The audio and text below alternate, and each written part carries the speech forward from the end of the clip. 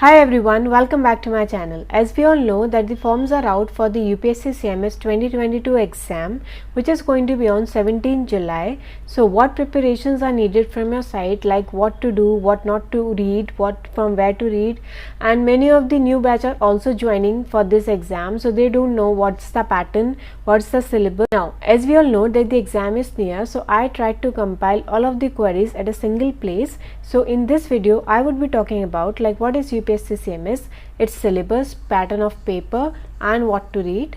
Next I would be talking about the age limit, what educational qualifications needed, documents needed while filling this form, can FMG students apply for this exam which is on June, their upcoming FMG, validity of caste certificates, and can PG residents write government job exam. So I would be covering all these in a video. So let's start without any further delay. Now first question is what is UPSC Cms? So I have already made a video on it. As you can see my playlist, you have to check how to clear UPSC Cms. In this I have uploaded 9 videos in which how to crack UPSC in 51 days. Now first of all you have to see this video like preparation strategy, how did I clear the exam. In this I would be talking about what type of questions are asked, what is the syllabus and what is the pattern and what is the marks distribution. Next, now I have talked about what is the pattern. Now what topics are asked from those syllabus which is being covered in this, I have covered in these 2 videos, paper 1 and paper 2 important topics. You can check this out. Then some PSM numericals are asked in this question, so I have compiled a video for that also. Then next what is you have to see is how many questions to attempt, time management. I have made video on that also. And last year the paper was offline, so OMR sheet was given to them, so I have made a video on that also. Now after this, next thing is last date. You have to fill your form on upsconline.nic.in and the last date of filling the form is 26th April 2022. Next is about the age limit. In age limit for the general category students, you should not be achieving the age of 32 years before the 1st August 2022. And for CGHS you should be less than 35 years. And for the different other categories we have the other age limit criteria, and that is covered in this video. So you can check this out. And in this playlist UPSC Cms information, you can check about the salary and penalty also, and what is the marking scheme and selection process. Next is educational qualifications needed. The basic qualification needed is you should have passed the written and practical part of the final MBBS. But what if you have appeared in the final MBBS and you have not yet passed? Are you eligible? So in that case your admission would be provisional until you produce the pass certificate to them before the last date of filling the app. That means the exam of UPSC is in the month of July and your MBBS final year is going to finish in the month of August. Then if you are able to finish your final MBBS in the month of August, then you are eligible, and you are eligible for selection also in this exam. Why? Because your last date of completion of final MBBS should be before the last date of filling DAF. What is DAF?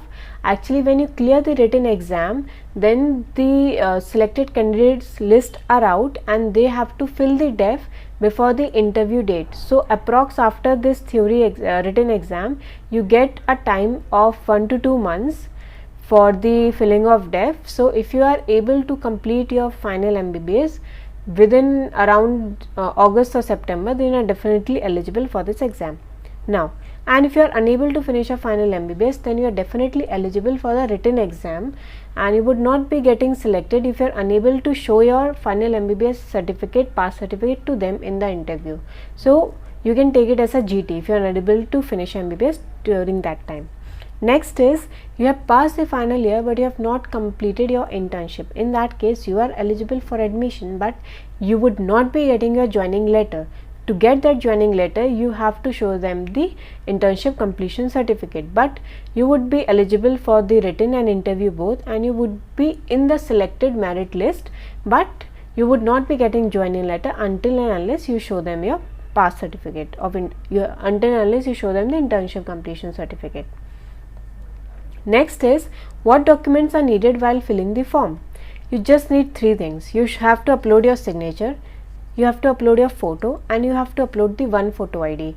Do not need to upload any ICC or any past mark sheet or something. So you not to worry if you are in the final year or something and you would be worried that while filling the form you would be needed to upload the documents, then you don't have to upload any document other than the signature, photo and one photo ID.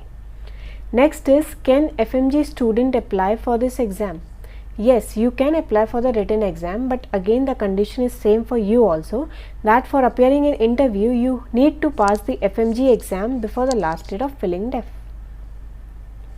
Next is about the validity of caste certificate.